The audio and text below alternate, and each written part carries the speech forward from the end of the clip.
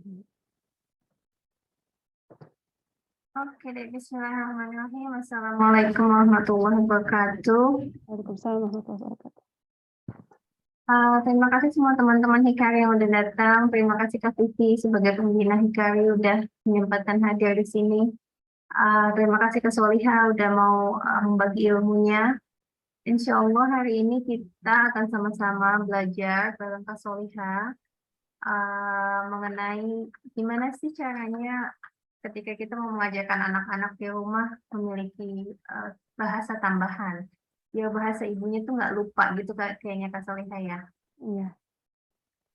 Oke, kita buka aja majelis hari ini dengan membaca Alhamdulillahirrabbilalamin wassalatu wassalamu ala asyrofil mursalin wal mursalin wa ala alihi wassohbihi ajmain amma ba'du. Nggak berlama-lama lagi, langsung aja ke acara intinya. Kak Soliha silakan. Assalamualaikum warahmatullahi wabarakatuh. Saya akan ini ya, share screen dari PowerPoint sebentar.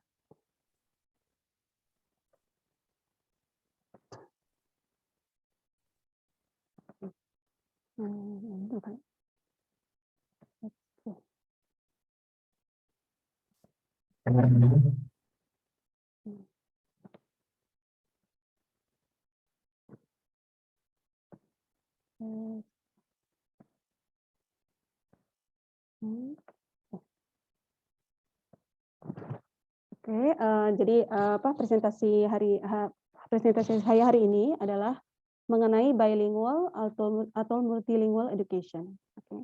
Pertama-tama saya ingin perkenalkan diri saya dulu. Nama saya Solihah Nur Hidayati. Sekarang profesi saya itu guru di Sapporo Islamic International School. Sebelum saya pindah ke sini, saya ngajar di International Islamia School Otsuka selama 9 tahun. Jadi ya kurang lebih saya 10 tahun sudah berprofesi sebagai guru di Islamic International School di Jepang. Background pendidikan saya adalah manajemen. S2 saya di Hitotsubashi, saya ambil MBA. S1 saya ambil di Yokohama National University, jurusan manajemen. Dan semuanya itu, baik S1 maupun S2, saya di-cover oleh beasiswa Momusho. Jadi karena untuk mahasiswa S1 itu, yang mahasiswa S1 di Jepang itu wajib untuk bisa berbahasa Jepang. Jadi sebelum kuliah S1 S2 ini, kami harus mengambil program 1 tahun belajar bahasa Jepang. Waktu SMA, saya juga pernah mendapatkan beasiswa untuk pertukaran pelajar IFS. Waktu itu kita bisa milih negara ya, tapi waktu itu saya pilih ke Jepang karena saya pilih Jepang dengan alasan karena saya pikir karena peluang untuk mendapatkan beasiswanya lebih besar. Kurang lebih background-nya seperti ini ya. Jadi saya berpengalaman mengajarkan bahasa asing. Sebenarnya bukan hanya bahasa asing, saya mengajarkan Islamic Study, mengajarkan Quran, mengajarkan science, mengajarkan social study, mengajarkan art and craft, mengajarkan olahraga, dan matematika dan bahasa juga ya, bahasa asing, bahasa Inggris, bahasa Jepang, dan bahasa Arab ke anak yang bukan native dari 10 negara. Ada yang dari Indonesia, ada yang dari Myanmar, dari Bangladesh, dari Pakistan, dari India, dari Nepal, dari Maldives. Tahu nggak Maldives di mana? Barangkali coba nanti ya, kalau setelah sesinya selesai, tolong dicek di peta Maldives. Maladewa ya, Maladewa ya. Ya, oh iya Maldewa ya, saya nggak tahu bahasa Indonesia-nya, taunya Maldives. Terus Jepang, Mesir, Saudi Arabia. Terus banyak di antara mereka itu yang campuran ya, jadi campuran Jepang Mesir atau campuran Jepang Indonesia, ada yang campuran, ada yang pure orang asing ya. Jadi saya pengalaman mengajar bahasa asing, tepatnya bahasa Inggris, bahasa Jepang itu saya. Bahasa Arab ini saya baru mulai mengajar tahun ini. Jadi bukan mengajar ya kalau untuk bahasa Arab, saya statusnya sebagai asisten.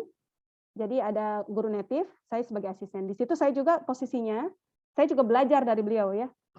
Jadi beliau guru native-nya yang ngajar, saya sebagai asisten saya mengamati beliau, sekalian mencoba mempraktekkan gimana hasil dari pembelajaran itu sendiri gitu. Kurang lebih seperti itu. Kita mulai dengan definisi ya. Mohon maaf di chat ada ini, ada ini Pak. Oh iya. Oke. sekarang kita mulai dengan definisi ya, bilingual, multilingual. Definisi, bilingual itu artinya adalah pandai 2 bahasa. Kalau multilingual, dia pandai beberapa bahasa. Jadi kalau trilingual berarti 3 bahasa ya. Saya kurang paham nih kalau bahasa Inggris ada 4 bahasa, 5 bahasa dan selanjutnya ya. Nah, sekarang pertanyaan saya nih ya untuk kepada seluruh peserta di sini, apakah Anda bilingual atau multilingual? Ini kan ada opsi ini ya, ada apa namanya? Stiker tanda acung tangan gitu ada ya di Zoom fungsinya. Silakan di sini barangkali yang bilingual atau multilingual berapa orang? Boleh gimana caranya? Satu-satu saya tanya aja kali ya. Satu-satu. Oh, Mbak Vivi. Mbak Vivi apa nih? Berapa bahasa Mbak Vivi? Bilingual, trilingual atau bagaimana? Sebenarnya sih kalau dibilang jago-jago banget, mungkin nggak advance kan ya. Kayak pernah belajar bahasa Jepang, terus bahasa Inggris, sama bahasa Indonesia ya. Oke, berarti 3 ya. Oke, kita sebutkan jumlahnya aja ya. Mbak Gita, berapa bahasa Mbak? Berapa ya? 3 kali. 3. Ya. Mbak Rogaya? Aku berapa ya? Soalnya belajarnya tuh kayak basic-basicnya aja gitu loh Mbak. Iya. Betul, ya betul.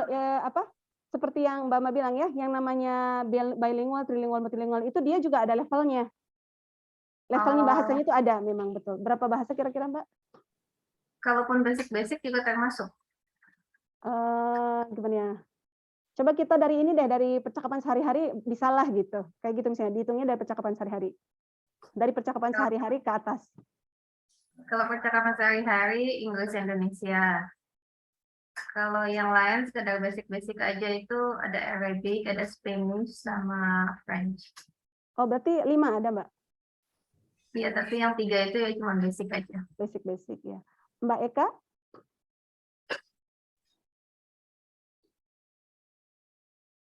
Unmute mungkin ya, boleh kita lanjut. Mbak Ega?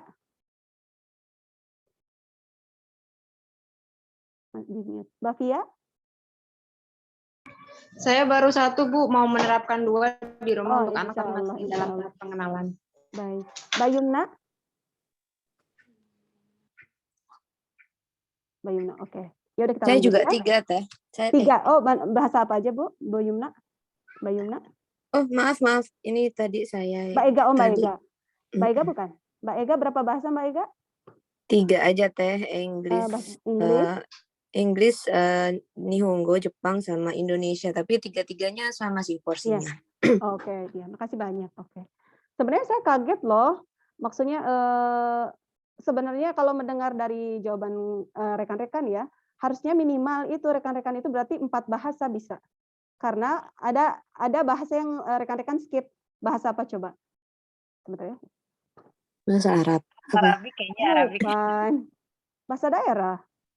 Oh, bahasa daerah. Bahasa daerah dihitung. Bahasa daerah. Sunda. Iya, bahasa Sunda, bahasa daerah. Kita kan benar-benar beda bahasa ya, bahasa Indonesia sama bahasa daerah itu benar-benar bahasa yang berbeda.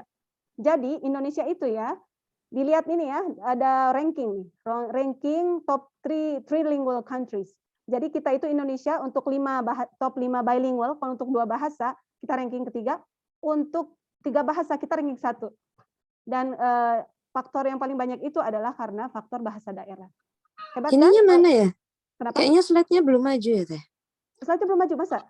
Ini kelihatan nggak lagi top 3 trilingual countries? Enggak kelihatan. Nggak kelihatan? Sebentar, ya kita ulang ya, sebentar. Top 3 trilingual countries. Ini kelihatan? Sekarang kelihatan? Gimana? Oke, sip ini. Oke, ya. Jadi Indonesia itu untuk trilingual itu kita ranking 1. Kita ranking 1. Ya itu mungkin kita nggak nyadar ya. Kebayang nggak? Kita tuh udah bahasa Indonesia, bahasa daerah itu udah oke lah ya, standar ya. Terus kita kan pada umumnya orang Indonesia lumayan lah bisa bahasa Inggris. Kita udah 3 minimal. Dan kita nggak nyadar gitu kalau kita itu sebenarnya udah trilingual gitu. Sebenarnya orang Indonesia tuh hebat gitu. Gitu ya. Sebentar. Ini kok nggak mau maju? Bentar. Maaf, agak lambat ini. Ya, jadi karena faktor bahasa daerah itu ya.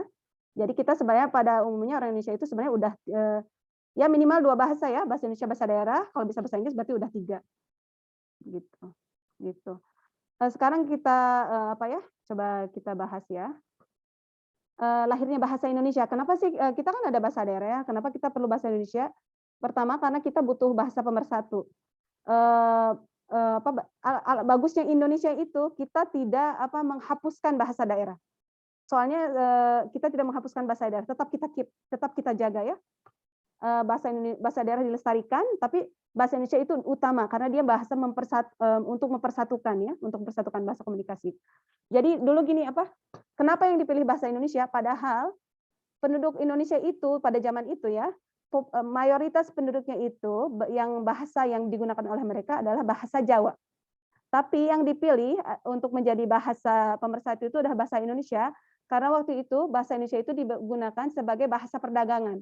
Jadi perdagangan antar berbagai pulau itu disatukannya itu dengan bahasa Indonesia. Tepatnya itu bahasa Melayu.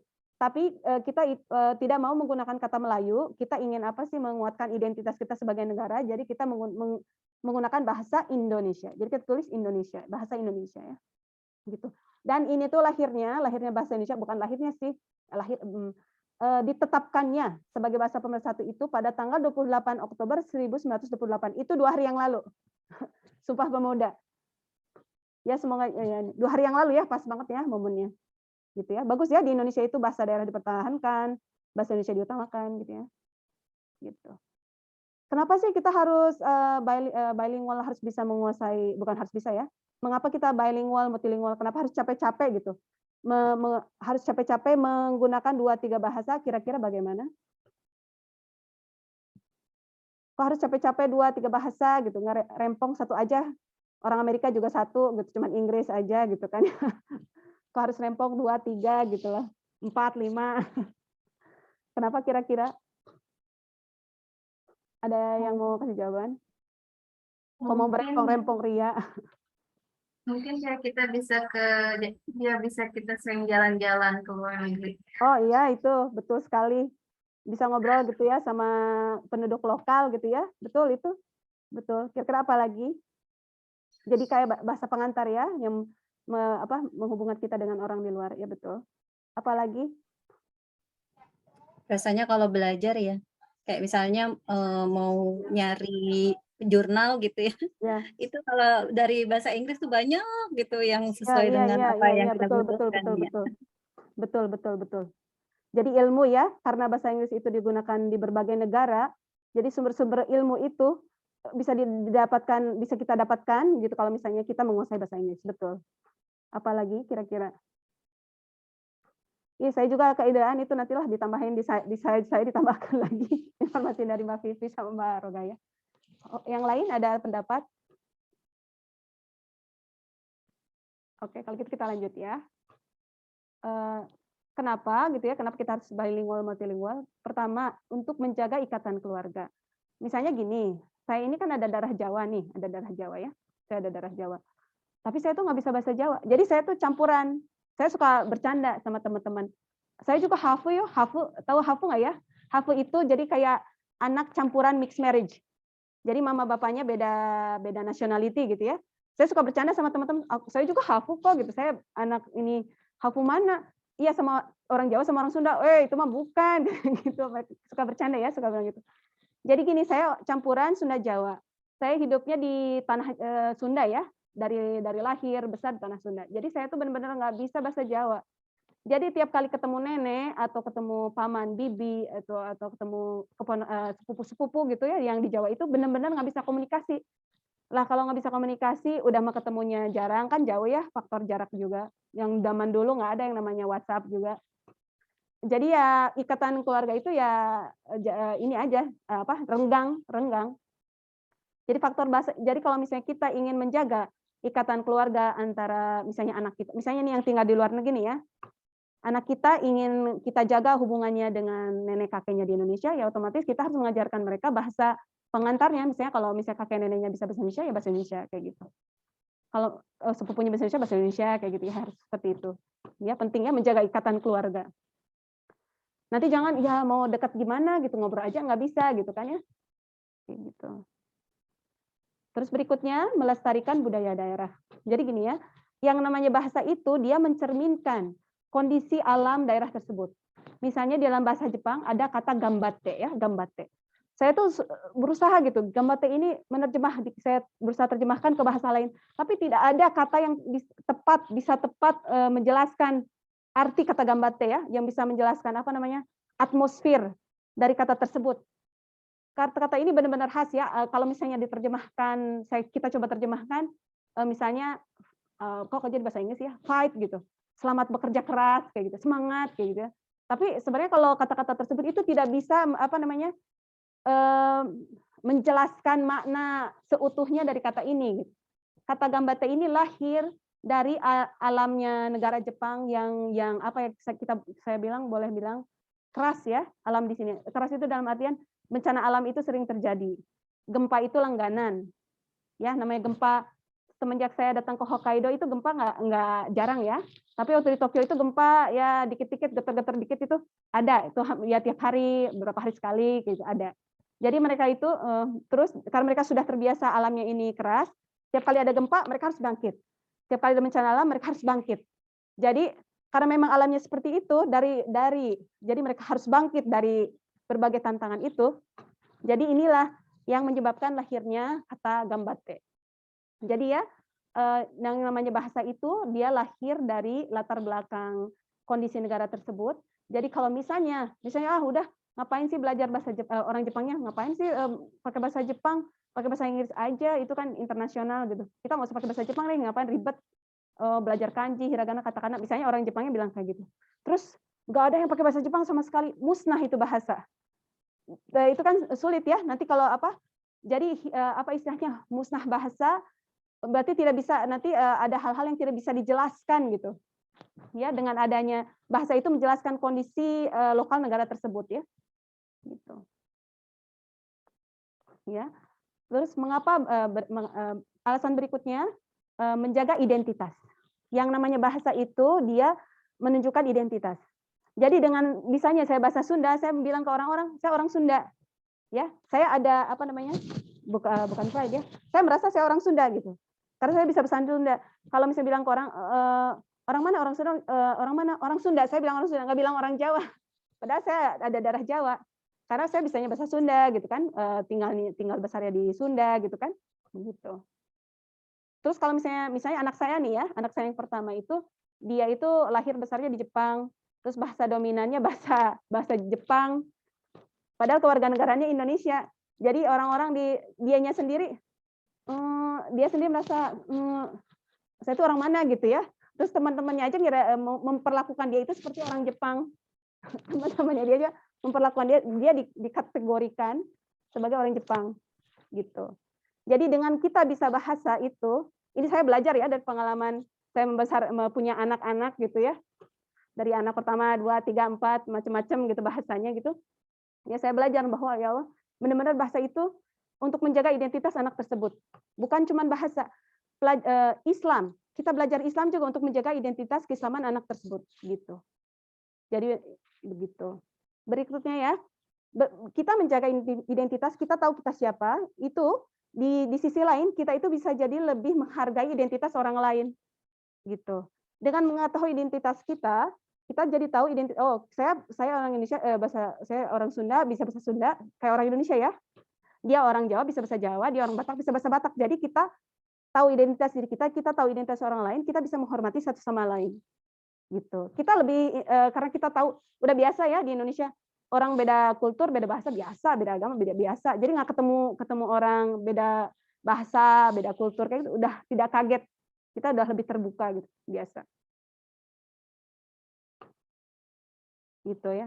Ya terus tadi juga disebutkan ya kenapa kita apa keuntungannya sih, ini mah udah inilah ya, kita sudah sangat jelas peluang beasiswa ke luar negeri banyak. Kalau kita bisa berbahasa asing ya, bahasa Inggris terutama, peluang kerja juga banyak. Apalagi sekarang kan perusahaan-perusahaan itu multinasional, sudah zaman internet, kita mau kerja di mana aja bisa. Misalnya kerja di Jepang jadi IT engineer, nggak bisa bahasa Jepang, bisa. Harus bisa asal bisa bahasa Inggris. Banyak yang di Jepang itu lowongan IT gitu. apa namanya IT juga boleh boleh kerja dari rumah. Udah gitu bahasa juga tidak diminta bahasa Jepang, kalau bisa bahasa Inggris udah oke. Jadi yang namanya kita menguasai bahasa itu, bahasa Inggris terutama itu bisa memberi pulang untuk studi ke luar negeri dan kerja. Saya juga ada pengalaman ya, maksudnya saya ada pengalaman, saya dapat beasiswa pertukaran pelajar itu kan itu ujiannya juga bahasa Inggris. Waktu beasiswa ke Jepang juga itu ujiannya bahasa Inggris. Terus karena saya ada background bahasa Jepang itu juga menguatkan. Jadi menguatkan portfolio untuk bisa lulus beasiswa tersebut. Gitu. Terus ya, keuntungan berikutnya pengaruh bilingual terhadap otak ya.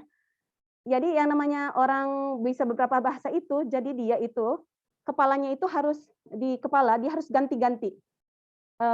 Gimana istilahnya ya? Ganti-ganti. Jadi kayak penerjemah misalnya. Mikang, jeruk, orange, mikang, jeruk, orange. Jadi kayak ganti-ganti di kepalanya itu harus ganti-ganti, switch ya, kalau bahasa Inggrisnya switch.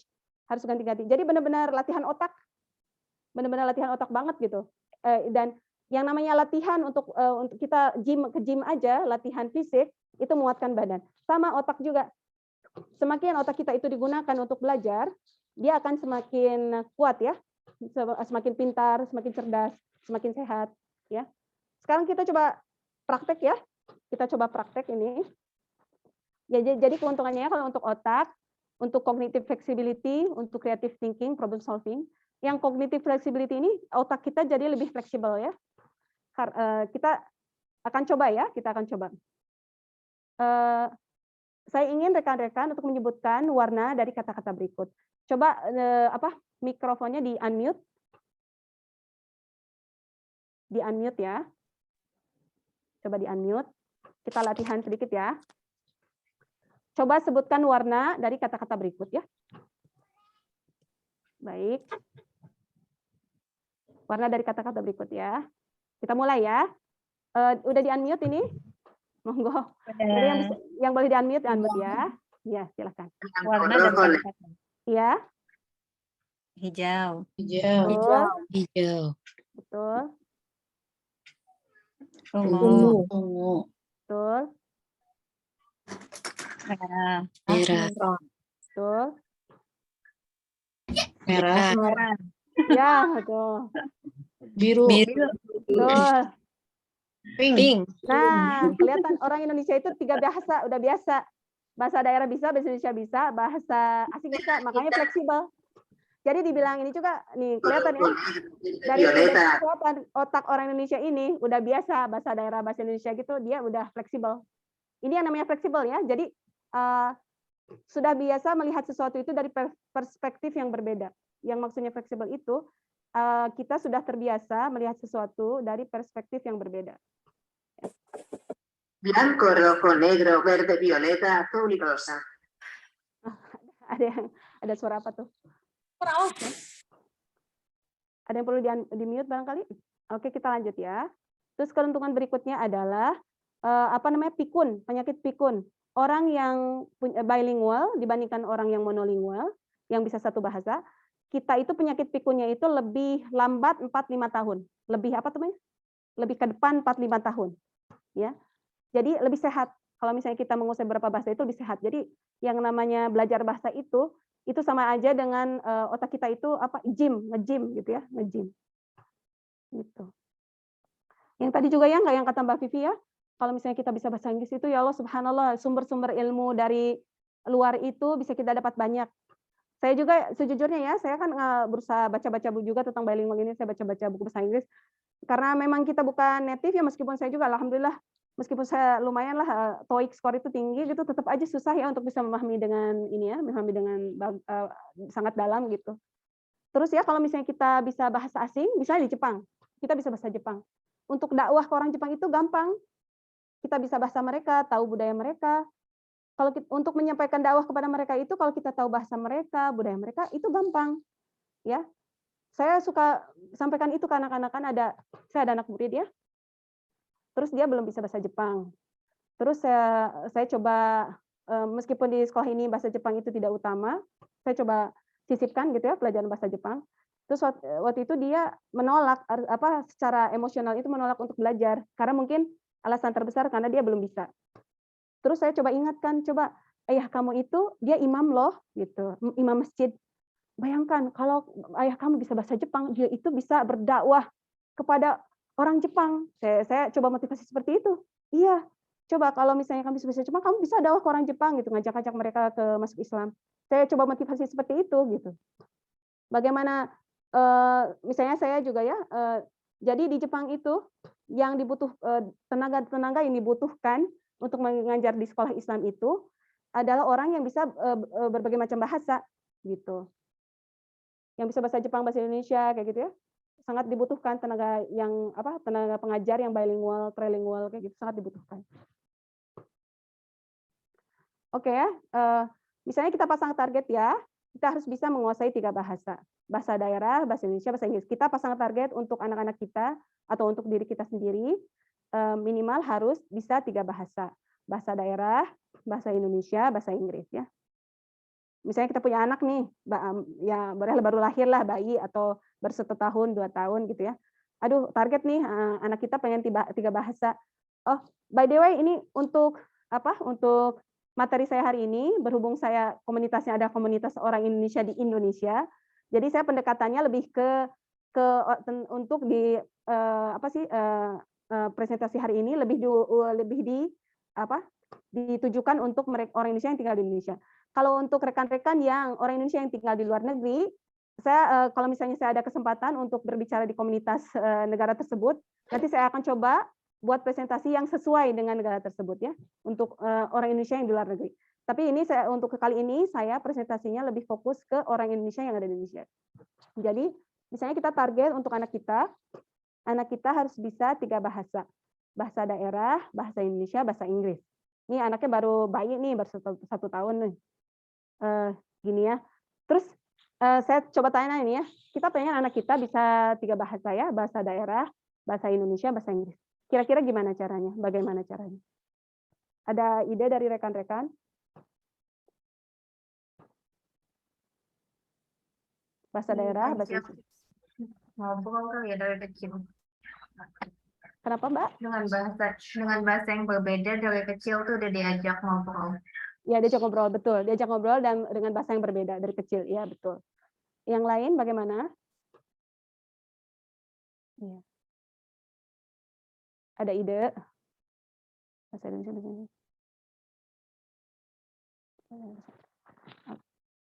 Saya penasaran deh, pengen nanya. Mbak Ega itu kan tinggalnya di Jepang. Anak-anaknya bisa bahasa Jepang, bahasa Jawa, Mbak? Bahasa Jawa nggak aktif karena suami bisanya bahasa Bali. Jadi suami orang Bali. Ya, orang Bali.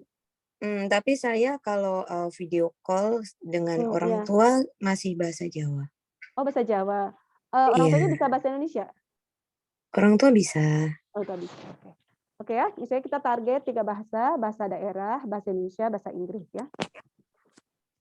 Ini. Prinsip dasar agar anak kita itu bisa bahasa tersebut ya, entah 1 bahasa, 2 bahasa, 3 bahasa, adalah anak kita harus senantiasa terpapar. Senantiasa terpapar. Jadi terpapar ya, udah paham ya istilah terpapar. Misalnya kalau misalnya ingin bisa ya tadi di bawah selalu di percakapan selalu menggunakan bahasa tersebut ya.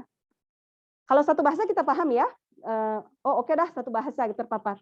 Kalau 3, ini bagaimana caranya? Nah, ada 4 metode. Di sini misalnya OPOL ya, OPOL.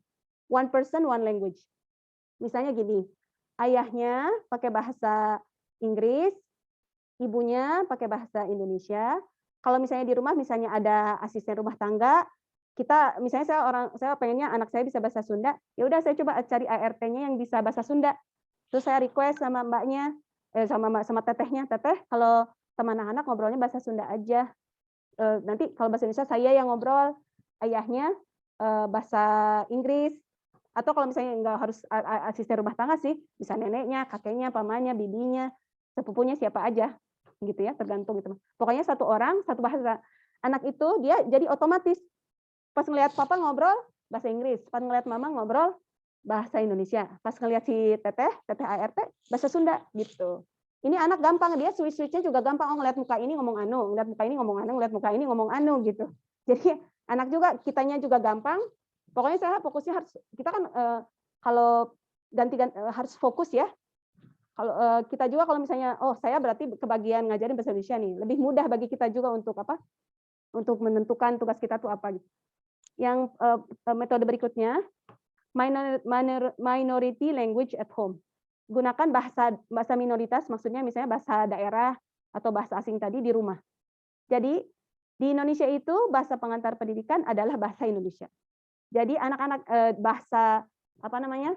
Bahasa di pendidikan bahasa Indonesia, bahasa di televisi, di media-media bahasa Indonesia, bahasa di pemerintahan bahasa Indonesia. Jadi anak-anak itu pasti kalau misalnya pergi ke sekolah, mereka otomatis akan belajar bahasa Indonesia. Tapi kalau misalnya kita tinggalnya di daerah Jawa, kita pengen anak kita bisa bahasa Sunda, siapa yang akan mengajarkan itu kalau bukan kita sendiri kan? Jadi untuk di rumah ini fokusnya minority language. Kalau nggak bahasa Inggris, karena bahasa Inggris itu misalnya kalau di Indonesia kan tergantung sekolah juga sih. Pada umumnya kan baru mungkin dari kelas bab SMP mungkin ya. Jadi misalnya mengajarkan bahasa Inggris di rumah gitu. Jadi untuk bahasa Indonesia misalnya nanti juga akan dipelajari di sekolah. Jadi kita lebih fokus untuk percakapan misalnya bahasa daerah, kalau nggak bahasa Inggris misalnya. Berikutnya, metode berikutnya time and place. Jadi tergantung waktu dan tempat. Misalnya gini, oke kalau misalnya kita pergi ke pengajian Liko karena banyak orang Indonesia, di situ ngobrolnya bahasa Indonesia misalnya. Oke kalau misalnya kita pergi ke rumah nenek kakek, di situ kita harus pakai bahasa Sunda ya gitu. Oke kalau misalnya kita pergi ke sekolah harus bahasa Indonesia ya. Oke kalau misalnya pergi ikut ayah, ketemu teman-teman ayah harus bahasa Inggris ya, kayak gitu. Jadi menentukan bahasa itu sesuai dengan waktu dan tempat. Jadi kesepakatan dulu kalau misalnya pergi ke mana, bahasa apa yang digunakan. Terus berikutnya mixed language policy. Ini misalnya dalam satu kesempatan kita berbicara berbagai topik ya. Oke, kalau misalnya lagi ngobrol, kalau kita lagi ngobrolin tentang Al-Quran dan hadis harus bahasa Arab. Oke, kalau misalnya kita lagi ngobrolin tentang sekolah harus bahasa Indonesia. Tapi kalau misalnya kita lagi ngobrolin tentang keluarga harus bahasa Sunda. Jadi kita sepakat kalau misalnya lagi ngobrol nih, sebenarnya sepakat lebih ke ini sih. Jadi orang tua yang mengontrol gitu. Jadi pas ngobrol tentang agama, Quran, hadis, langsung aja ngobrol pakai bahasa Arab gitu. Gitu. Terus nanti kalau misalnya tiba-tiba ngomongin sekolah, switch ngomong bahasa Indonesia, gitu. Terus kalau ngomongin tentang keluarga, ganti bahasa Sunda, jadi harus switch gitu. Kalau saya sendiri sih lebih ke one person one language ya, itu lebih mudah gitu. Sekarang juga di rumah di sekolah juga tekniknya seperti itu. Jadi guru lain ada native Arabic, saya minta ke beliau, ini kan sekolah internasional, dia nggak begitu bisa bahasa Inggris, nggak begitu bahasa Jepang, nggak apa-apa kalau misalnya nggak apa-apa, ibu kan native bahasa Arab, udah aja bahasa Arab terus aja bahasa Arab gitu. Saya nggak apa-apa bahasa Inggris bagian saya gitu, bahasa Inggris bagian saya, bagian ibu bahasa Arab. Nanti kalau ada misalnya pegawai orang yang Jepang native, ya bagian ibu bahasa Jepang. Jadi satu guru, satu bahasa. Kalau di rumah, saya bahasa Indonesia, ayahnya bahasa Arab. Kalau saya ngobrol sama suami saya kan orang Mesir. Kalau saya ngobrol sama suami, kita pakai bahasa Inggris, gitu. Begitu. Terus kalau di rumah sih kita emang sepakat untuk tidak pakai bahasa Jepang ya, karena bahasa Jepang itu kita pikir mereka bisa dapatkan dari luar, gitu. Gitu ya. Terus gimana nih 3 bahasa belajarnya bersamaan atau giliran? Maksudnya bahasa Sunda, bahasa Indonesia, bahasa Inggris itu dipelajari anak kita bersamaan atau oke deh bahasa Sunda dulu atau oke deh bahasa Indonesia dulu, nanti berikutnya misalnya bahasa Sunda dulu, berikutnya bahasa Indonesia. Nah, udah bahasa Sunda, bahasa Indonesia udah, ya udah berikutnya bahasa Inggris. Baiknya bersamaan atau berurutan gitu. Ini ada pertanyaan di sini. Baiknya gimana? Ada pendapat nggak dari rekan-rekan?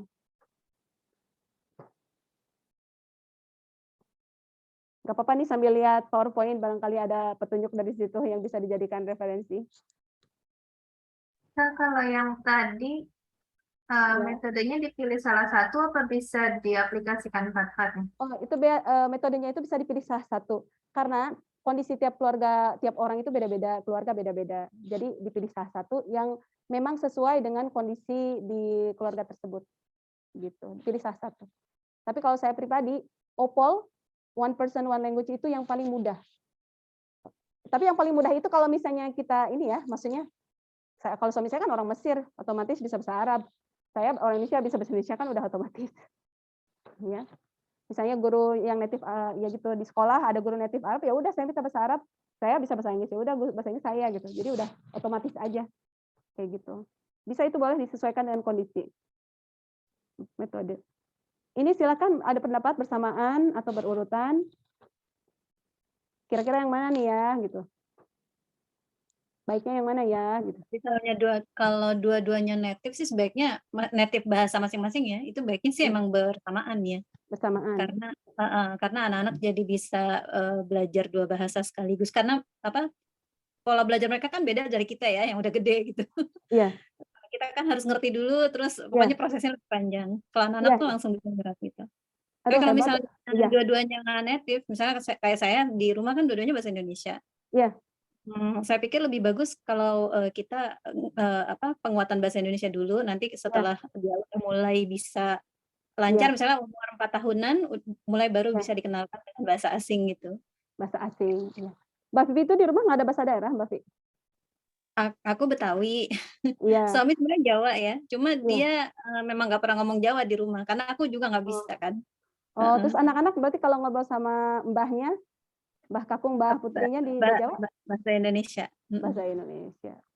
Sebenarnya nggak apa-apa sih ngobrol pakai bahasa. Kalau dari segi ikatan keluarga itu oke. Tapi kalau dari segi pelestarian budaya ya, atau identitas sebagai orang Jawanya itu yang tidak dapat gitu. Ini saya kalau ditanya kamu orang mana? Orang Betawi pasti jawabannya, nggak bisa bahasa Jawa gitu ya. Tapi suami juga ini sih bahasa Jawanya kayak pasif ya. Dia pasif. sebenarnya campuran juga dia. Campuran.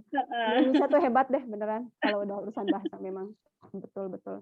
Ya itu ya kalau misalnya bahasa daerah itu dia berhubungannya ya itu kan maksudnya kalau dari segi finansial kalau dibandingkan bahasa Inggris mungkin tidak ada benefit ya, mungkin benefitnya tidak jelas ya, tidak sebanyak bahasa Inggris.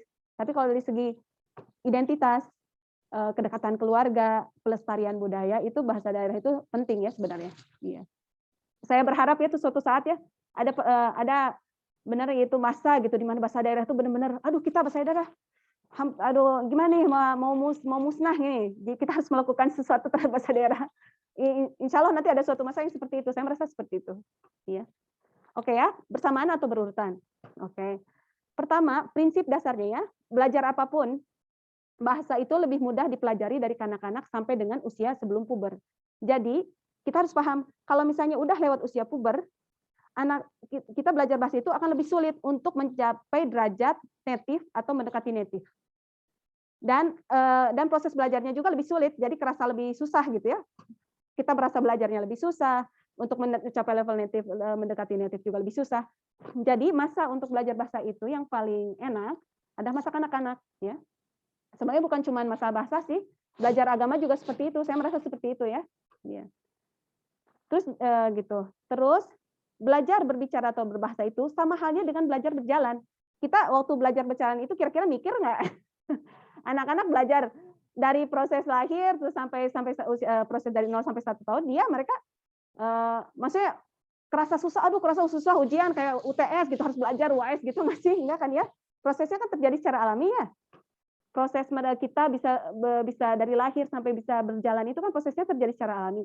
Begitu juga berbahasa. Kebayang kan ibu kita kebanyakan mungkin ibu ya ngobrol tiap hari sama kita jadi bisa gitu. Bagaimana prosesnya itu terjadi secara alamiah, tidak memerlukan bakat tertentu. Tidak memerlukan bakat tertentu untuk bisa menguasai bahasa itu, tidak. Jadi, kalau misalnya dari kecil, dari bayi, oke, papanya ngomong bahasa Arab, mamanya ngomong bahasa Indonesia, ya itu bakal nerap, insya Allah, gitu. Karena proses belajar bahasa itu terjadi secara alami, sebagaimana proses belajar berjalan, gitu ya. Gitu.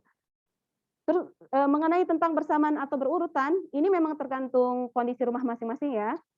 Karena kan karena memang untuk mengajarkan bahasa itu butuh sumber daya juga kan. Misalnya kalau misalnya di rumah nggak ada yang bisa mengajarkan bahasa Jawa, misalkan ada kendala-kendala seperti itu ya. Misalnya. Terus gini ya, saya coba jelaskan. Ini bilingual first language acquisition. Ini maksudnya adalah penguasaan bahasa pertama ya, 2 bahasa pertama secara bersamaan. Jadi misalnya mau mengajarkan ke anak kita, anak bayi, balita, batita ini misalnya bahasa Inggris dan bahasa Sunda bersamaan, misalnya ya. Itu seperti kalau diumpamakan itu seperti menanam dua bibit ya. menanam 2 pohon dalam waktu bersamaan, menanam 2 bibit pohon dalam waktu bersamaan.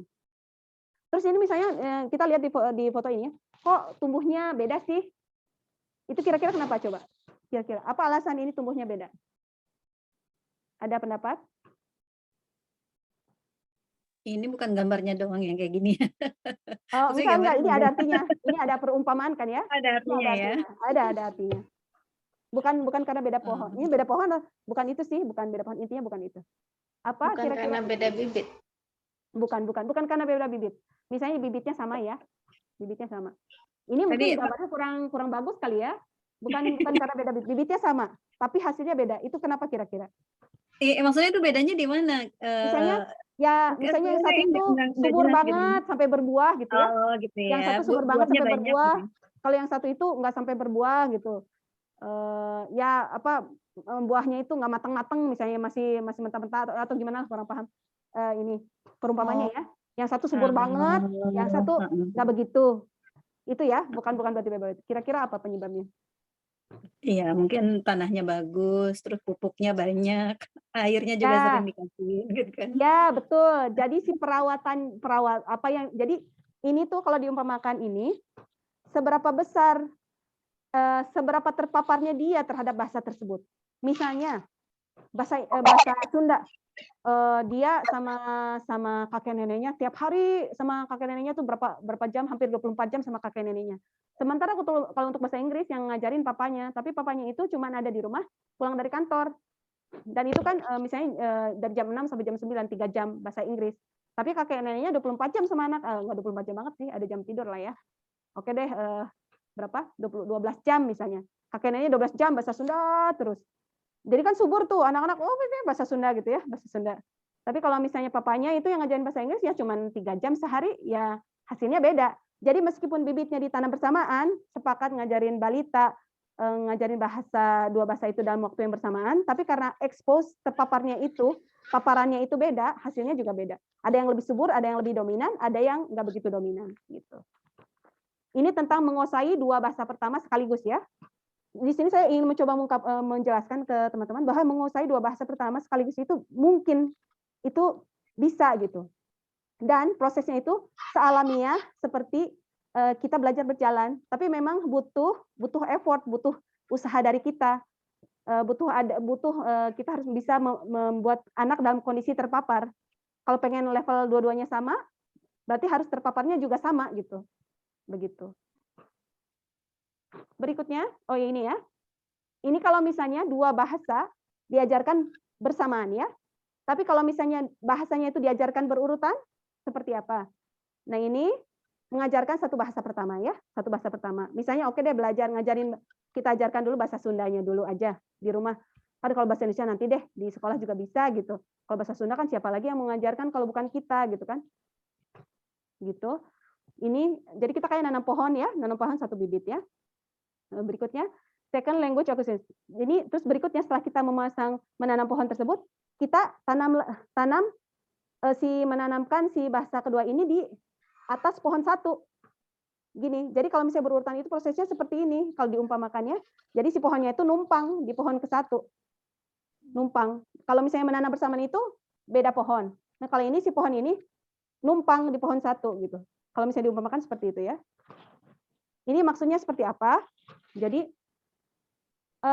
kalau gimana nih bagusnya gimana nih? Kita belajar bahasa, misalnya kita bagusnya kita belajarnya itu berurutan atau bersamaan. Kalau untuk yang berurutan itu ada bukan positif negatif. Kalau belajarnya berurutan, hal yang buat lebih mudah adalah anak sudah tahu dasar pembelajaran bahasa. Jadi anak sudah tahu kalau yang namanya belajar bahasa itu seperti apa sih. Nah, berdasarkan melalui perantaran bahasa tersebut, dia belajar bahasa berikutnya gitu. Misalnya gini, anak sudah tahu kalau dalam kalimat itu ada kalimat aktif dan kalimat pasif. Dalam bahasa Indonesia ada kalimat aktif, ada kalimat pasif. Nah, kalau ada bahasa Inggris, kalimat aktif itu gimana mengungkapkannya gitu. Kalimat pasif itu bagaimana mengungkapkannya. Jadi dia belajar bahasa Inggris itu melalui perantaraan pemahaman dia tentang bahasa Indonesia gitu. Jadi ini nih kalau misalnya bahasa Indonesia kan ada aktif pasif. Kalau misalnya mau ngomong, berarti kalau jadi dia belajar bahasa baru itu melalui perantaran bahasa dia, gitu. Ya, paham ya? Terus ini lebih mudah. Jadi kalau misalnya berurutan lebih mudahnya di situ. Tapi akan jadi juga lebih sulit juga. Jadi ada positif negatifnya. Apa yang membuat lebih sulit? Misalnya begini ya, misalnya tentang bunyi nih. Orang Arab itu dia bilang apa namanya? Potatoes itu batatas ya. Tapi kan kalau bahasa Inggris potato ya, bunyi P. Orang Arab itu dia di bahasa Arab itu kan nggak ada bunyi P ya, nggak ada bunyi P, ada aja bunyi ba, fa. Kalau nggak ba, fa, nggak ada bunyi pa, nggak ada dalam bahasa Arab. Jadi pas kita berusaha mengajarkan bunyi potato, pizza, peanuts, mereka pizza, batata. Jadi potato. Jadi bunyi P itu B melulu gitu. Potato, pizza, peanuts gitu. Jadi untuk bisa belajar bahasa Inggris dengan pelafalan yang betul, bunyi huruf P itu, mereka harus mengesampingkan apa yang telah mereka pelajari. Jadi bunyi B-nya itu harus disingkirkan dulu.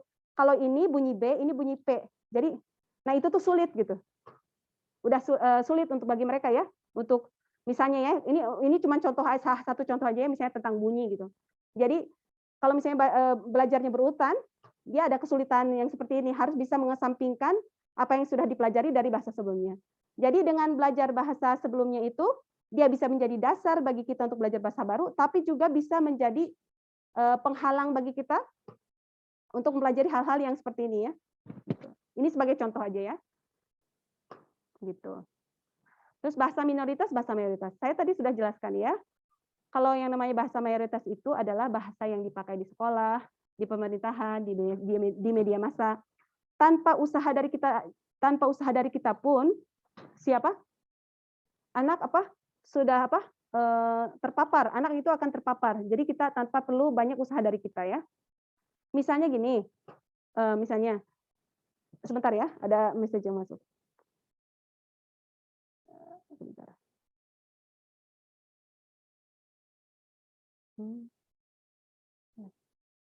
Oke deh.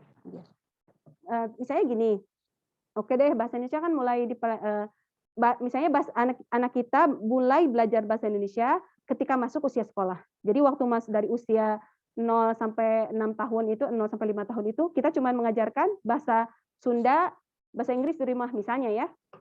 Misalnya mereka baru belajar bahasa Indonesia itu di sekolah, plek-plek di sekolah ya, pas mulai masuk sekolah, bukan di sekolah sih tepatnya, pas mulai masuk sekolah. Anak-anak itu meskipun baru belajar bahasa Indonesia pas masuk sekolah, mereka tidak akan tertinggal. Mereka tidak akan jauh beda dengan anak-anak yang belajar bahasa Indonesia dari bayi. Jadi mereka baru belajar bahasa Indonesia dari usia sekolah, tapi level mereka itu tidak akan jauh berbeda nantinya ya, nanti setelah beberapa tahun, setelah 2-3 tahun itu, levelnya tidak akan jauh berbeda dengan anak-anak yang belajar bahasa Indonesia dari bayi. Ini berdasarkan dari hasil penelitian ya. Misalnya saya contohnya di Jepang nih. Anak-anak yang baru datang ke Jepang, mereka kan tentunya pas usia SD, jadi masuk SD-nya di sini. TK-nya di Indonesia ya. Berarti kan di Indonesia, hidupnya di Indonesia, bahasa Indonesia kan. Terus datang ke sini masuk ke SD Jepang, jadi bahasa Jepang. Itu adaptasinya cepat sekali. Nanti level bahasanya itu hampir sama dengan anak-anak lokal. Dalam waktu 2-3 tahun itu hampir sama. Begitu. Misalnya begini ya. Jadi ini juga sebagai bahan pertimbangan ya. Apakah memutuskan untuk mengajarkan anak bahasa berbarengan atau berurutan gitu ya. Gitu. Cuman yang kita harus terus ditanamkan di kepala, ketika anak sudah melewati masa kanak-kanaknya, sudah memasuki masa puber, itu sulit sekali untuk mereka akan sulit untuk mencapai level bahasa yang native atau mendekati native. Itu yang harus kita selalu tanamkan di kepala. Waalaikumsalam. So. Meeting ada. So, terbatas. Meetingnya terbatas. Oke, berikutnya tahapan. Misalnya kita mengajarkan bahasa kedua ya. Tahapannya itu misalnya tadi ya, anak yang baru masuk SD ke Jepang dari anak yang baru mulai belajar bahasa Indonesia ketika masuk usia sekolah ya. Dia akan melalui berbagai tahapan ya. Tahap pertama, anak ini misalnya dia di Indonesia, di rumahnya bahasa Indonesia, tiba-tiba masuk sekolah Jepang, pertama dia akan berusaha ngobrol dengan teman-temannya pakai bahasa Indonesia ya, berusaha ngobrol pakai bahasa Indonesia. Tapi terus dia nyadar, oh teman-temannya kok bengong, dia ngobrol kok bengong. Terus terus dari situ dia nyadar, oh bahasa Indonesia nggak bisa dipakai di sekolah, teman-teman saya nggak paham. Itu tahap pertama. Tahap berikutnya, dia akan mengalami masa-masa nggak bicara sama sekali, non-verbal period ya, tidak banyak bicara, nggak bicara sama sekali. Tapi bukan berarti dia tidak mengamati. Dia tidak bicara karena memang belum menguasai bahasanya, tapi dia mendengarkan dengan seksama. Jadi mendengarkan orang-orang gitu, ngeliatin gitu, mendengarkan gitu ya. Gitu.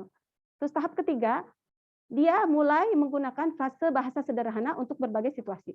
Misalnya begini, me like. Terus saya coba berusaha koreksi, I like gitu ya. Me have, I have. Misalnya apa ya kayak gitulah, me no. Maksudnya I don't like, I don't have, I don't want misalnya. Me no. Misalnya anak-anak nih ya, baru tahu beberapa kata me atau no, kata yes gitu. Me no. Maksudnya I don't want, I don't like, I don't have gitu. Saya coba koreksi ya. Jadi tahap 4 itu dia bisa menggunakan bahasa kedua secara produktif. Ya. Jadi ada beberapa tahap. Tahap pertama dia berusaha menggunakan bahasa Indonesia tapi dia paham itu nggak bisa dipakai di sekolah. Tahap kedua dia tidak banyak bicara ya. Tidak banyak bicara tapi mendengarkan dengan seksama. Jadi di masa ini dia diam. Orang tua juga sampai khawatir, anakku datang ke sekolah. Anakku kok diam banget gitu, nggak ngobrol sama sekali. Tahap ketiga menggunakan frasa bahasa sederhana ya.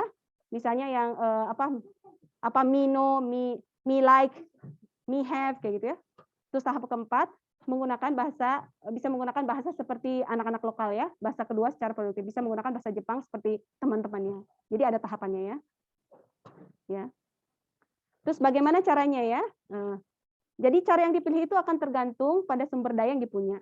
Metode apa yang dipilih, urutan yang dipilih, apa mau berbarengan atau mau berurutan atau mau pakai metode yang mana itu akan tergantung pada sumber daya yang dipunya, tergantung kondisi keluarga masing-masing. Bentar, ini ada chat yang masuk ya. Ini apa? Ada pertanyaan atau bagaimana? Sebentar lihat. Oh baik, oke. Baik. Oke. Misalnya tadi saya sudah jelaskan ya. Misalnya untuk OPOL ini, misalnya teteh ART-nya bahasa Sunda, ibunya bahasa Indonesia, ayahnya bahasa Inggris, misalnya ya.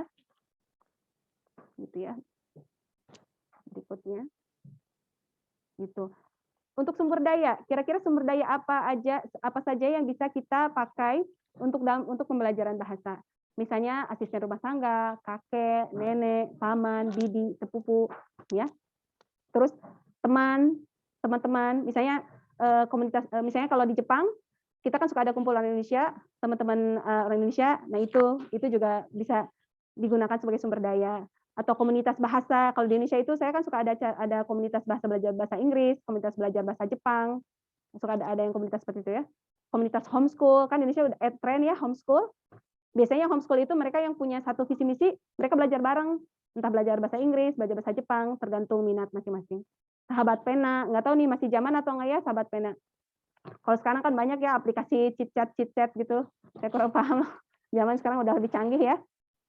Nggak usah sahabat pena zaman dulu gitu pakai kertas, pakai perangko.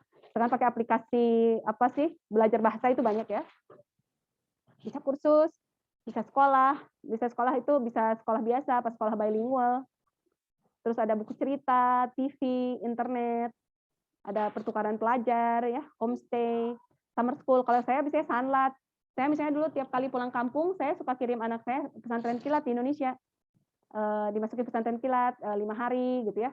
Jadi biar dia tahu budaya Indonesia, bisa berusaha belajar ngobrol sama teman-temannya orang Indonesia gitu ya. Ya, terus bisa belajar Islam sedikit, Quran sedikit, lumayan lah. Kayak seperti itu ya. Traveling juga ya, traveling. Ini ya, jadi kita coba evaluasi kondisi kita dulu. Kira-kira sumber daya apa yang kita punya. Nah, dari situ baru kita memutuskan metode apa yang cocok gitu ya. Kayak gitu baru putuskan. Untuk level bilingual itu dia levelnya ada macam-macam ya. Ada level basic interpersonal communication skills atau komunikasi informal. Ini maksudnya level cuman bisa percakapan aja, percakapan gitu ya. Tapi ada level CALP, Cognitive Academic Language Proficiency. Maksudnya anak ini bisa bahasa resmi, bisa membaca dan menulis dalam bahasa tersebut ya. Bahasa resmi bisa membaca dan menulis dalam bahasa tersebut.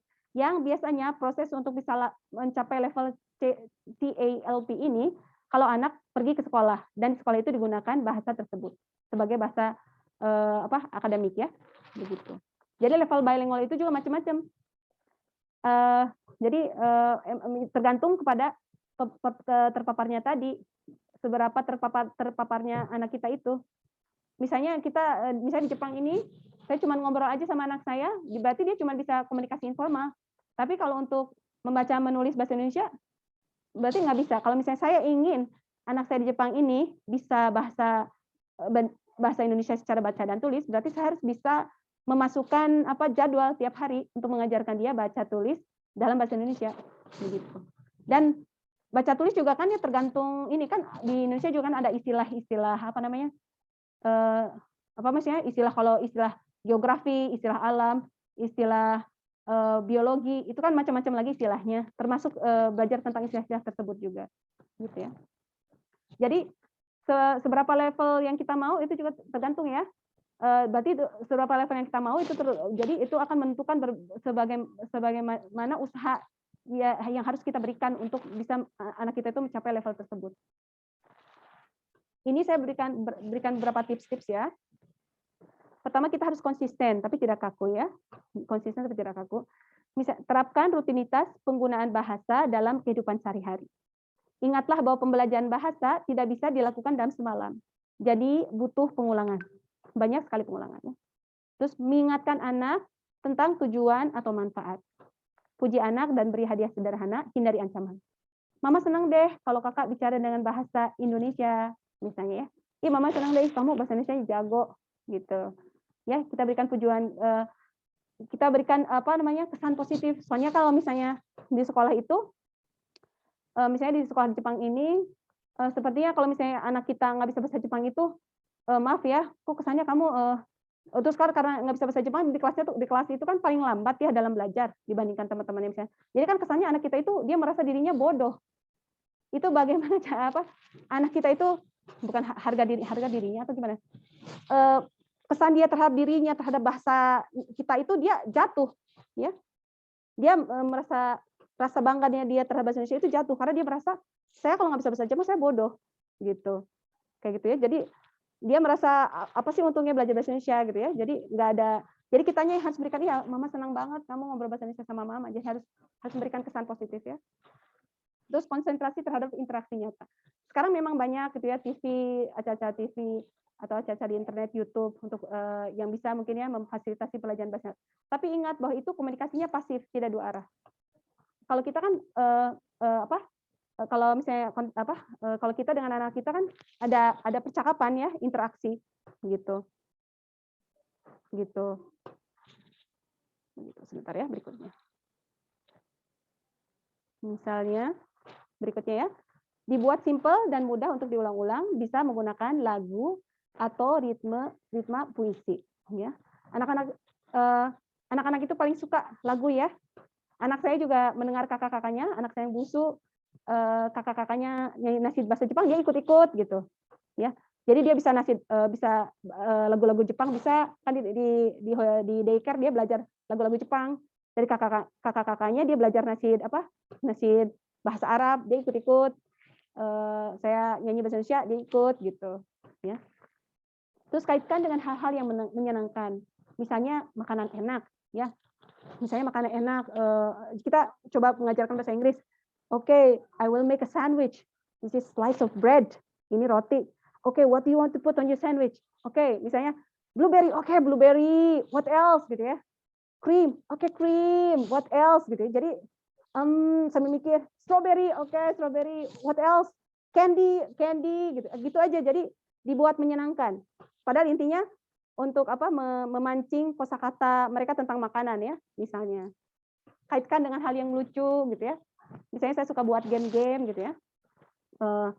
Misalnya saya pengen nunjukin YouTube sih, tapi nanti ya coba tunjukkan video. Misalnya bermain peran menggunakan boneka. Jadi kalau misalnya ngobrol sama boneka ini, dia cuma bisa bahasa Arab, cuma bisa bahasa Sunda misalnya. Assalamualaikum. Ya istiqoi gitu ya. Apa nggak tahu lah, saya begitu bisa bahasa Arab.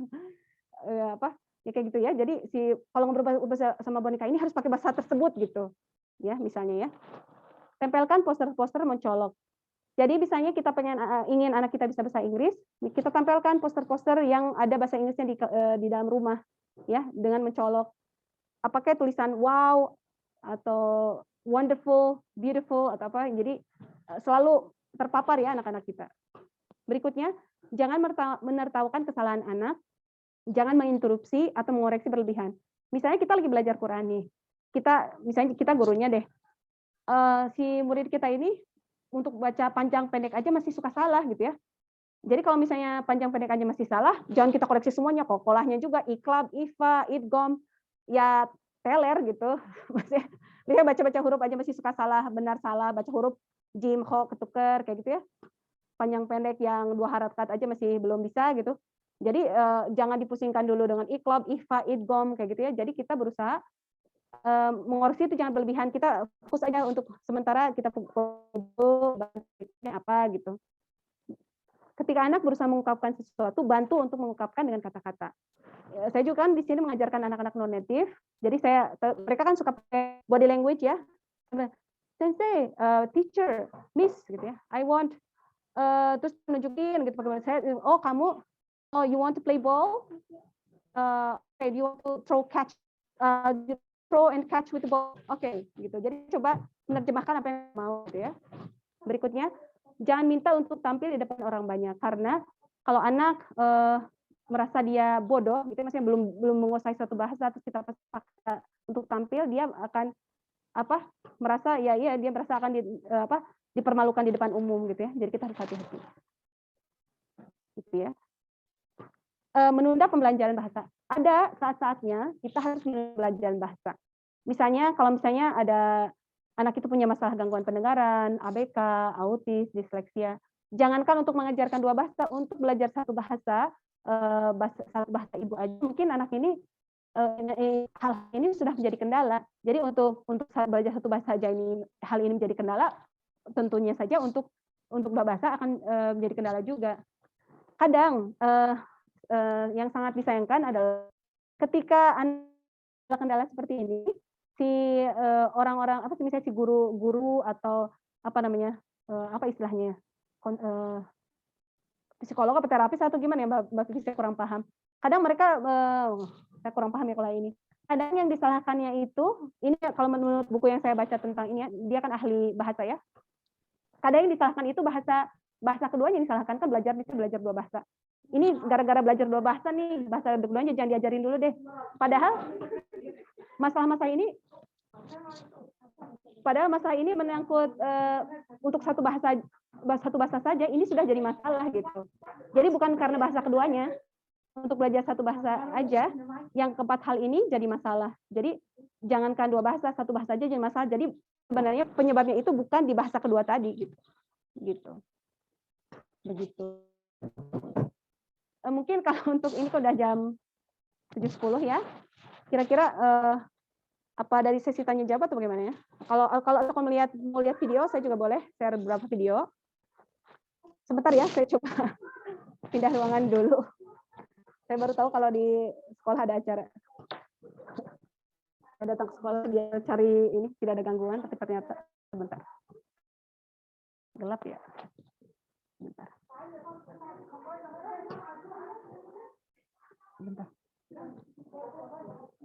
Bentar ya. Mohon maaf lahir batin. Oke, saya coba ini ya, tunjukkan beberapa video ya. Share screen. Waalaikumsalam warahmatullahi wabarakatuh. Sorry, Sensei, for disturbing. I have meeting. Iya. Ini ya. Ini Facebook saya, silakan kalau misalnya mau diintip, nggak ada macam-macam sih. Coba saya sebentar menunjukkan.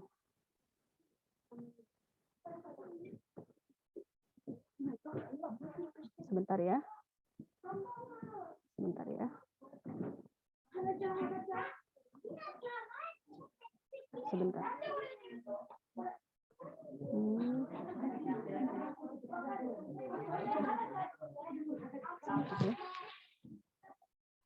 tunjukkan video sebentar ya. Mana? Oh ini. Misalnya ini ya.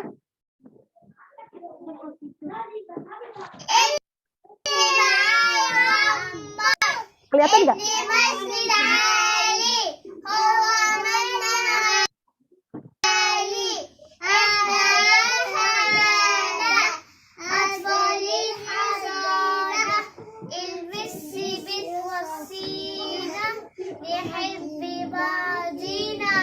Oke.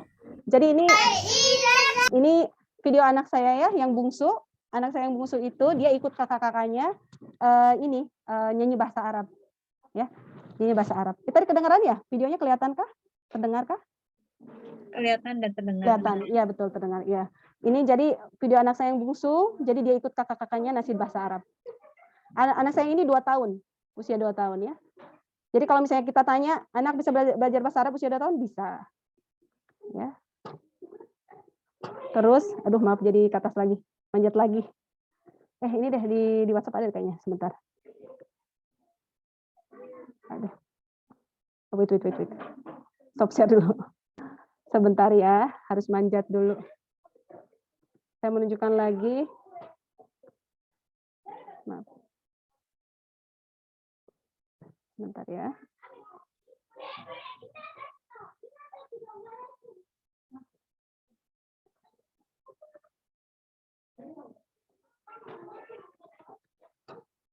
Ya. Oke. Mana sih? Bentar. Oke. Oke. Ini ya.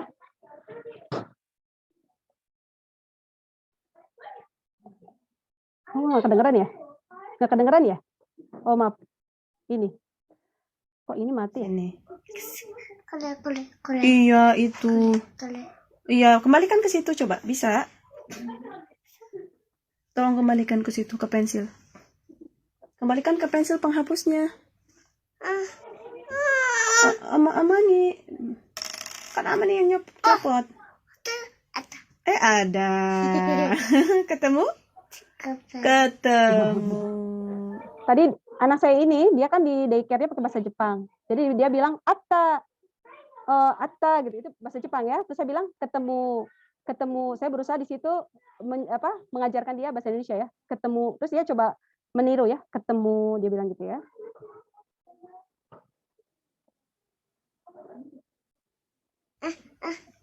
Ayo Amani pasang. Mau dipasangin sama Bunda? Bunda yang pasangin. Tolong pasang ke pensil. Bilang tolong dong. Tolong. Ya, tolong. Ya. Oke. Sama Bunda pasangin ya. Saya coba masukkan bahasa Indonesia ya. Pasang gitu, pensil gitu ya. Saya coba masukkan bahasa Indonesia biar belajar, saya masukkan kosakata. Karena dia sehari-harinya lebih banyak waktunya di daycare, jadi bahasa Jepangnya dapatnya dari situ. Saya berusaha memasukkan bahasa Indonesia, kakak-kakaknya berusaha kasih input bahasa Arab ya, begitu. Mungkin untuk untuk penjelasan presentasi saya seperti itu. Barangkali ada sesi tanya jawab, ya silahkan.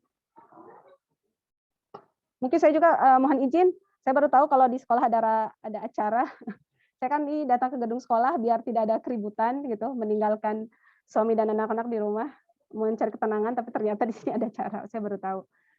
Mungkin silahkan kalau ada pertanyaan, mungkin 5 menit. Pertanyaan lain mungkin bisa dijawab lewat grup WhatsApp. Silahkan ada pertanyaan. Nanya, guys. Ya, silahkan. Nggak apa-apa ya. Gaya gimana? Gaya juga mau nanya. Silakan. Videoan. Cuma satu ya pertanyaannya bisanya. Kelihatannya. Iya, boleh nanti kalau mau lewat grup WhatsApp juga boleh. Ini kasihan aja sih, ini agak berisik ya, ada orang. Khawatirnya terganggu yang mendengarkan. Ya, silakan. Ya, ini mungkin ini fenomena yang agak unik ya di Indonesia. Sebenarnya bukan cuma Salsa aja, tapi ada juga anak yang teman yang lain juga mengalami hal yang sama gitu. Jadi kayak di rumah itu kan kita natifnya bahasa Indonesia dua-duanya gitu ya. Sementara kalau untuk bahasa asing itu sebenarnya jarang dipakai ya. Tapi waktu si Salsa usia hampir 4 tahun, si kakaknya tuh pengen belajar bahasa Inggris di rumah gitu ya. Jadi, kita ya udah, ngomong aja gitu pakai bahasa Inggris yang mungkin sederhana-sederhana gitu kan. Nah, tapi dari situ kelihatannya, dia mulai termotivasi ya si Salsa ini untuk belajar bahasa Inggris. Iya. Terus sudah mulai banyak kosakatanya, pas nonton YouTube itu bahasa Inggris nyambung gitu. Nah, dari situ cepet banget gitu ya perkembangan kosakatanya, bahkan sekarang lebih natif bahasa Inggrisnya daripada bahasa Indonesianya gitu. Ini kan, agak membingungkan juga buat saya juga bingung juga gimana ngejelasinnya ya ke teman-teman. Karena kalau dibilang belajar dari YouTube, nggak semua anak yang nonton YouTube tuh nggak kayak gitu kan, seperti itu. Nah, terus waktu itu sempat main ke rumah temen, ternyata anaknya juga sama kayak gitu. Maksudnya, dia itu lebih, native ya, Inggrisnya dibanding bahasa Indonesianya dan juga karena terpapar teknologi itu gitu. Sementara di rumahnya nggak ada yang native sama sekali gitu. Jadi ini kan fenomena yang unik ya, yang mungkin zaman kita dulu nggak kebayang bisa seperti itu gitu. Nah itu mungkin, Soli bisa ngasih penjelasan tentang itu. Untuk bisa, jadi level native itu ya, eee, anak cuma terpapar dengan teknologi, dia bisa jadi level native ya. Saya cuma bisa menjelaskan ya memang itu bisa terjadi. Pertama, yaitu pertama tadi kan sudah dijelaskan ya, yang namanya anak-anak itu mereka belajar bahasa itu terjadi secara alamiah. Sebenarnya teknologi itu juga bisa digunakan sebagai sarana untuk belajar bahasa, cuman kekurangannya dia adalah tidak interaktif. Jadi, kadang, dia tidak bisa fleksibel ya. Misalnya kalau misalnya misalnya nih saya coba tunjukkan lagu ya. Saya sebentar tunjukkan lagu. Sebentar. Aduh, saya ingin menunjukkan contoh tapi ini agak lama upload-nya. Ya gitu ya. Jadi dia teknologi itu bisa digunakan bisa. Untuk bisa menggunakan alternatif bisa. Kekurangannya dia cuman tidak interaktif aja. Semakin banyak terpapar, semakin dia bisa maju. Misalnya saya juga gitu. Saya dulu waktu SD, waktu kecil. Jadi kan dulu waktu zaman kita itu RCTI itu baru masuk, RCTI. Terus RCTI itu dia pakai bahasa Inggris. Terus bahasa Inggrisnya nggak di-dubbing. Dia pakai bahasa Inggris gitu ya. Terus ada terjemahannya tertulis gitu ya. Saya kan udah dari kecil udah bisa baca ya, dari kecil. Jadi saya mendengarkan aksen native dari acara TV RCTI tersebut dan saya coba berusaha mengerti artinya dari tulisan yang tertulis gitu. Terus di keluarga juga di rumah orang tua itu menyediakan satu paket buku pelajaran bahasa Inggris sama kaset-kasetnya lengkap ya zaman dulu. Aduh zaman dulu itu subhanallah saya berterima kasih gitu, orang tua saya itu sangat concern-nya terhadap pendidikan itu tinggi. Jadi diberikan satu tas isinya tuh satu set buku bahasa Inggris dan kaset. Saya utak-atik sendiri. Didengarin berkali-kali, diulang-ulang. Terus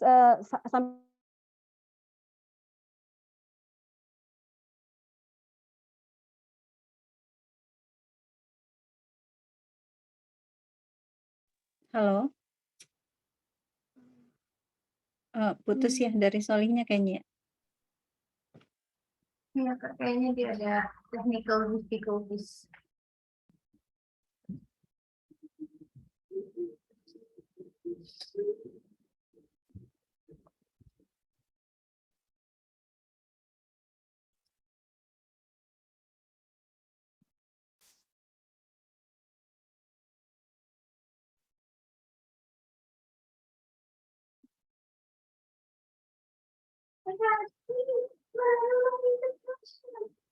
Di luar.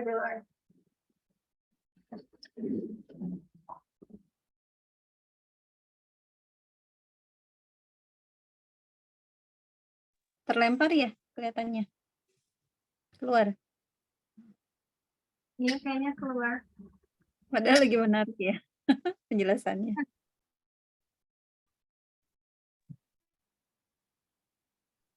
Sinyalnya sepertinya, Bun.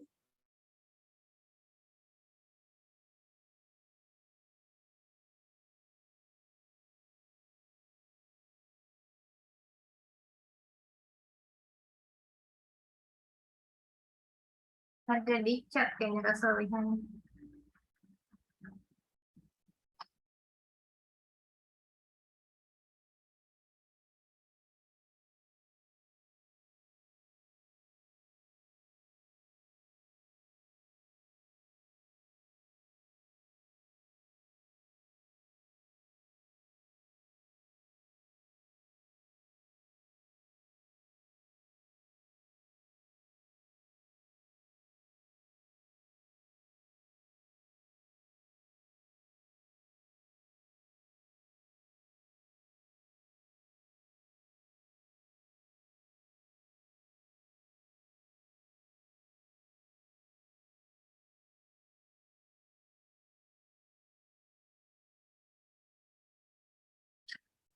Untung materinya udah selesai semua ya. Materinya udah selesai sih, ya. Tinggal pertanyaan aja. Nanti kalau ada pertanyaan lanjutan, kalau memang susah masuk lagi, berarti ditanyakan di WA aja ya. Kan dia masih masuk grup kita juga. Masuk grup Hikari ya.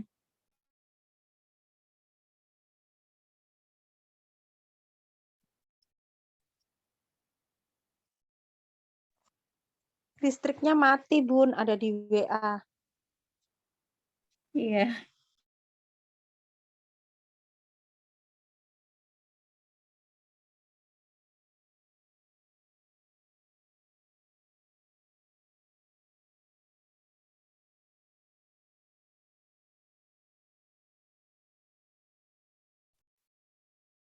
Mohon maaf ya, barusan terputus. Ya. Jadi ya, saya coba jelaskan lagi ya. Untuk yang Mbak Vivi tadi, mungkin untuk penjelasan yang bisa saya berikan, pertama, untuk anak-anak, mereka proses belajarnya itu kan alami tadi ya. Jadi memang mereka belajarnya cepat untuk bahasa. Itu pertama itu. Yang kedua, media itu memang bisa digunakan. Dia memang tidak terinteraktif. Tapi itu tergantung anak-anak juga. Kalau misalnya anak-anak itu dia bisa menggunakan, tergantung medianya. Kadang ada media yang bisa interaktif. Jadi dia seolah-olah nanya ke kita, si orangnya di videonya itu ya. Atau yang tadi misalnya saya bisa baca yang film-film RCTI itu, mereka kan menampilkan film-film Amerika, dia kan ada terjemahannya itu. Menurut saya itu interaktif. Mereka ngomong apa, saya baca terjemahannya gitu ya. Terus yang video itu saya ulang-ulang, saya dengar gitu. Jadi memang anak Mbak Vivi itu dia terpaparnya banyak, dia ulang-ulang terus kan, dia suka kan. Ya. Jadi memang karena dia banyak terpapar dan karena dia masih kecil, dia proses belajarnya cepat, ya bisa. Jadi level yang misalnya saya juga ini aksen bahasa Inggris saya itu kebanyakan dari film-film Amerika kayak MacGyver, apa sih zaman dulu lupa saya. MacGyver yang zaman kita zaman itulah ya banyak ya. Itu saya dapat aksen Amerika itu dari situ. Karena banyak nonton-nonton itu dulu. Gitu. Mau tabung satu pertanyaan lagi aja ya. Mungkin sisanya kalau misalnya ada pertanyaan boleh lewat WhatsApp tuh. Silahkan, ada kalau misalnya ada pertanyaan. Ibu Gita kayaknya mau nanya ya. Begitu, Gita, silakan Bu Gita. Enggak. Ya. Saya menyimak aja, makasih. Menyimak aja, iya. Ada pertanyaan? Oke. Mbak Gita kayaknya lagi nyari metode itu ngajarin bahasa Inggris buat itu ya. Buat anak-anak. Saya lagi belajar. Metode bahasa Inggris mah banyak. Anak-anak mah denger lagu-lagu aja cepet. Denger lagu-lagu, banyak ditempelin poster gitu. Sambil main kitchen play, sambil masak-masakan, ini sebutin nama-namanya, ini pineapple, watermelon, kayak itu cepet, anak-anak cepet. Sambil main. Gitu. Sambil main. Anak-anak kan nggak bisa pakai textbook ya. Jadi ya sambil main, sambil mendengarkan lagu. Mainan dipakai. Kalau misalnya mainan boneka, kita sambil menggunakan istilah-istilah anggota tubuh. Oh, the eyes. Okay, let's brush the hair. Oh, Masya Allah, beautiful nose, kayak gitu ya. Small hands, kayak gitulah, sampai pegang boneka, sambil menyusun kosakata, sambil main. Ya. Gitu. Mungkin kalau misalnya tidak ada pertanyaan, aduh mohon maaf lahir batin. Saya pamit ya. Kalau misalnya ada pertanyaan, boleh bisa dikirimkan ke WhatsApp grup. Iya, mungkin itu. Saya kembalikan lagi ke MC, silakan. Oke, alhamdulillah udah banyak banget ilmu yang kita dapetin dan alhamdulillah ilmunya ini benar-benar bisa diterapin di kehidupan sehari-hari. Makasih banyak Kak Soliha atas waktunya, makasih teman-teman semua yang udah hadir dan sudah aktif bertanya dan menyimak. Yuk kita tutup aja pertemuan hari ini dengan membaca doa kafaratul majelis. Subhanakallahumma wa bihamdika asyhadu an la ilaha illa anta astaghfiruka wa atubu ilaik. Jazakallah khairan, terima kasih atas kesempatannya ya. Mohon maaf pamit duluan. Assalamualaikum warahmatullahi wabarakatuh. Terima kasih Solih. Ya, jazakallah khairan. Saya izin end meetingnya ya, kakak-kakak, teman-teman. Ya.